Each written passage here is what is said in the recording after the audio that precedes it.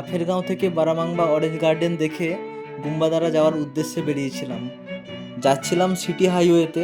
Google map দেখে left turn নেওয়াটাই আমাদের কাল হয়ে দাঁড়ালো। কাল হয়ে কেন দাঁড়ালো? গাড়ি বা বাইক নিয়ে আপনারা যদি পাহাড়ে প্রথমবার আসেন তাহলে কী কী সাবধানতা অবলম্বন করবেন সেই বিষয় নিয়েই এই ভিডিওটা আমি আজকে বানাচ্ছি। কাফেরগাঁও থেকে বেরিয়ে বারামাংবা হয়ে গুম্বাদারা যাওয়ার রাস্তা আমি গুগল ম্যাপে দেখছিলাম। দুটো রাস্তা গুগল ম্যাপ সাজেস্ট করছিল, একটা 56 কিলোমিটার আর একটা 78 কিলোমিটার।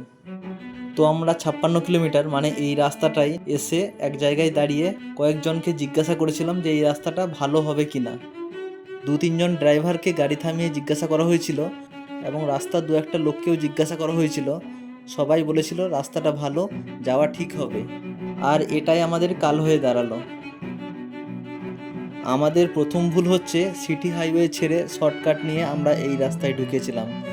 তাই আপনারা যখন পার্সোনাল গাড়ি বা বাইক নিয়ে আসবেন তখন সিটি হাইওয়ে একদম ছাড়বেন না। তাতে আপনাদের কিলোমিটার অনেকটা বেশি হোক, অনেকটা ঘুরতে হোক, তাও আপনারা সিটি হাইওয়ে ছাড়বেন না। রাস্তায় প্রচুর হেয়ারপিন, আর হেয়ারপিনগুলোতে রাস্তা একদম খাড়া হয়ে উপরে উঠে গেছে। খুব ভালো ড্রাইভার না হলে এই রাস্তায় চালানো খুবই মুশকিল। তপনদা খুবই ভালো ড্রাইভ করছে এবং সেই রাস্তাগুলো খুব সুন্দরভাবে পার করছে, কিন্তু তাও আমাদের স্বীকার করতেই হবে যে এই রাস্তায় আমাদের এসে ভুল হয়েছে। তাই আপনারা যাতে ভুলটা না করেন সেই জন্যই বানানো এই ভিডিওটা। আমরা এবং আমাদের ফ্যামিলির সবাই খুব টেনসড আছি। আমরা ভগবানের কাছে এটাই প্রার্থনা করছি যে কোনো রকম করে এই রাস্তাটা পেরোতে পারলে বাঁচি। পাহাড়ি ড্রাইভারদের কাছে পাহাড়ের সব রাস্তাই সোজা, তাই তাদেরকে জিজ্ঞাসা করলে বলবে রাস্তা খুব ভালো আছে। তাই সবথেকে বুদ্ধিমানের কাজ হলো সিটি হাইওয়ে না ছাড়া। ভিডিওটা দেখতে দেখতে হয়তো আপনাদের মনে হতে পারে রাস্তা তো এখন ভালোই আছে, কিন্তু রাস্তা এতটাই খারাপ আর আমরা এতটাই টেনসড হয়ে পড়েছিলাম যে যেই রাস্তাগুলো খারাপ, সোজা হেয়ারপিনটা খাড়া হয়ে উপরে উঠে গেছে, সেই ভিডিওটা করার সুযোগ আমি পাইনি, এতটাই টেন্স ছিলাম। গুগল ম্যাপের কয়েকটা স্ক্রিনশট আমি আপনাদের সঙ্গে শেয়ার করলাম। এটা দেখে আপনারা একটু হয়তো বুঝতে পারবেন যে রাস্তা কতটা ডিফিকাল্ট আছে। বিশেষ করে এই রিয়েলি নদীটা জাস্ট ক্রস করে কয়েকটা মারাত্মক হেয়ারপিন আছে, যেগুলো আমাদের কলকাতার ড্রাইভারের পক্ষে সত্যিই বিপজ্জনক। তাছাড়াও আপনারা একটা জিনিস লক্ষ্য করছেন কি, এই রাস্তায় কোনো যাত্রীবাহী গাড়ি নেই। যে 2-একটা গাড়ি এই রাস্তায় পেরোচ্ছে সেগুলো মনে হয় নেহাতি এখানকার লোকাল লোকজনের। তাহলে আপনারা নিশ্চয়ই বুঝতে পারছেন যে গুগল ম্যাপকে ভরসা করে আমরা কতটা ভুল করেছি। চলে আসি ঘটনার সেকেন্ড ফেজে। এখানেও একটা গল্প আছে। দুর্গম প্লাস নির্জন রাস্তা পেরোনোর কথা তো আমি আপনাদের বললাম। এবার গুগল ম্যাপ আমাদের সঙ্গে যেটা করেছে সেটা অকল্পনীয়। পাহাড়ি আঁকাবাঁকা গলির মধ্যে আমাদের গাড়ি ঢুকিয়ে দিয়েছে, আর ওটাই ওখানকার মেন রাস্তা, আর কোনো অপশন নেই। মাথা কাজ করা বন্ধ করে দিয়েছিল। মনে হচ্ছিল কোনো লোকাল ড্রাইভারকে দিয়ে এই রাস্তাটা কোনো রকমে পার করে নিই। টাকা যাবে, আমরা তো ঠিকভাবে বাড়ি পৌঁছাতে পারবো। দুপাশে বাজারের ফুটপাত, দুটো গাড়ি পাশাপাশি যে পাস করবে তার জায়গা নেই, নির্দিষ্ট স্থানেই আপনাকে গাড়ি পাস করতে হবে, তার সঙ্গে সেই চড়াই আর আঁকাবাঁকা। সঙ্গে আপনাদের ফ্যামিলি আছে। এরকম একটা সিচুয়েশনে পড়লে আপনাদের কি অবস্থা হবে একবার ভেবে দেখুন। এই রকম ভুল আপনাদের যাতে না হয় তার জন্যই আমার এই ভিডিওটা বানানো। একবার কোনো পাহাড়ি রাস্তায় ভুল করে এগিয়ে গেলে আপনাদের পেছানোর বা অন্য কোনো অপশন থাকে না। তার জন্য আপনাকে প্রথমেই ঠিক অপশন চুজ করতে হবে, আর সেটা হলো সিটি হাইওয়ে। তিস্তা বাজারের একদম কাছে আছি। এখান থেকে বারামাংবা অরেঞ্জ গার্ডেন দেখাচ্ছে 4.7 কিলোমিটার।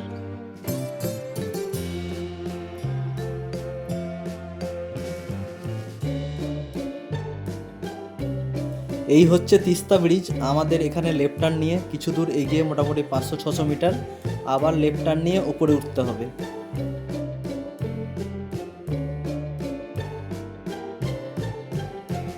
চলে এসেছি ঘটনার থার্ড পেজে। তিস্তা বাজার থেকে আমাদের বারামাংবা দেখাচ্ছিল 4 কিলোমিটার, তো আমরা মোটামুটি 2 কিলোমিটার চলে এসেছি, আরও 2 কিলোমিটার রাস্তা বাকি আছে। যেহেতু গুগল ম্যাপ দেখাচ্ছে 4 কিলোমিটার সামনাসামনি, তাই আমরা আবার গুগল ম্যাপকে বিশ্বাস করলাম। এই রাস্তাটাও খুব সংকীর্ণ এবং লোকজন খুবই কম, গাড়ি প্রায় দেখা যাচ্ছেই না। খুব অল্প সময়ের মধ্যে আমাদের অনেকটা হাইট গেইন করিয়ে দিয়েছে। মনে হচ্ছে আরেকটা যে অন্য রাস্তা ছিল সেটা নেওয়াই বেস্ট ছিল। এখানে আরেকটা ঘটনা ঘটে গেছে, সেটা হচ্ছে গুগল ম্যাপ দেখাচ্ছে এটাই নাকি বারামাংবা অরেঞ্জ গার্ডেন। অথচ এখানে কিছুই নেই, ফাঁকা একটা রাস্তা। এখানেই আমাদের ডেস্টিনেশন দেখাচ্ছে। কিছুক্ষণ ওয়েট করার পর 2-3 জনকে জিজ্ঞাসা করা হলো, 2-একটা গাড়ি থামিয়েও জিজ্ঞাসা করা হলো, কারণ একজনকে জিজ্ঞাসা করে আমাদের আর ভরসা হচ্ছে না। সবাই বলল মোটামুটি এখনও 3 থেকে 4 কিলোমিটার দূরে আছে বারামাংবা। এবার আপনারাই স্বয়ং বিচার করুন যে গুগল ম্যাপকে ভরসা করা যায় কি না। তিস্তা বাজারের পর এই রাস্তাটাও ভীষণ চড়াই এবং দুর্গম। আমরা তো সমতল ভেবে এক জায়গায় গাড়ি পার্কিং করে একটু বাইরে বেরিয়েছিলাম। হঠাৎ দেখছি গাড়িটা পেছনে গড়াতে শুরু করেছে। খুব তাড়াহুড়ো করে তপনদা স্টায়ারিং ধরলো এবং আমি পাথর লাগিয়ে কোনো রকমে আমরা বেঁচে গেলাম এই যাত্রায়। ঘড়িতে বাজছে এখন দুপুর 1টা। তো এই হচ্ছে অরেঞ্জ গার্ডেন।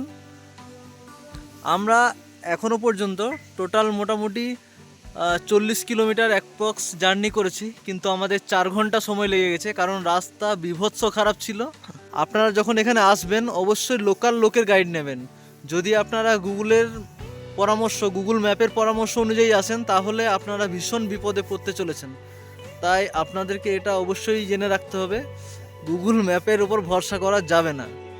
এই হচ্ছে অরেঞ্জের ট্রি, আর আমরা এখানে বসেছি জুস খাবো বলে। 4টে গ্লাস অর্ডার দিয়েছি, 100 টাকা করে পার গ্লাস।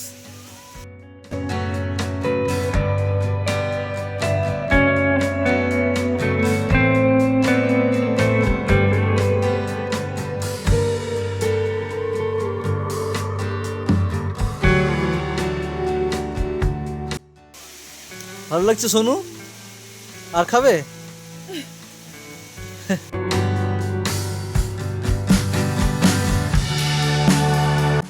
ফ্রেশ অরেঞ্জ জুস খাওয়ার পর আমরা ওনাদের দোকানে গিয়েছিলাম। সেখানে জুস এবং জ্যাম অনেক কিছুই আছে যেটা আপনারা বাড়ি নিয়ে আসতে পারবেন, মোটামুটি 1-1.5 মাস থেকে যাবে।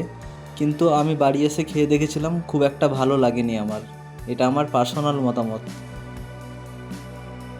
গুগল ম্যাপ এবং তার এক্সপিরিয়েন্সের কথা তো বললাম, এখন আরেকটা বিষয় আপনাদের আমি সচেতন করতে চাই। নিজস্ব গাড়ি বা বাইক নিয়ে পাহাড়ে আসলে গাড়ি বা বাইকের কী বিষয়ে আপনারা নজর রাখবেন সেই বিষয়ে আমি কিছু বলতে চাই।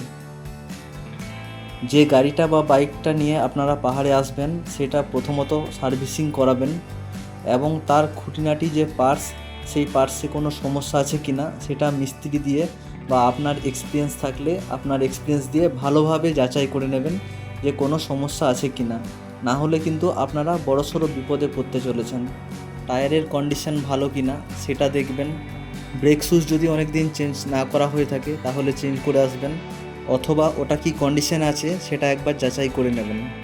পাহাড়ের গাড়ি চালানোর রুল সম্পর্কে সচেতন হবেন এবং সেটা অবশ্যই মেনে গাড়ি চালাবেন। নর্মাল ব্রেক বা ক্লাচ বেশি ব্যবহার করবেন না, এতে ক্লাচ প্লেট পুড়ে যেতে পারে এবং ব্রেক শুজ তাড়াতাড়ি ক্ষয় হয়ে যাবে বা ভেঙে যাবে।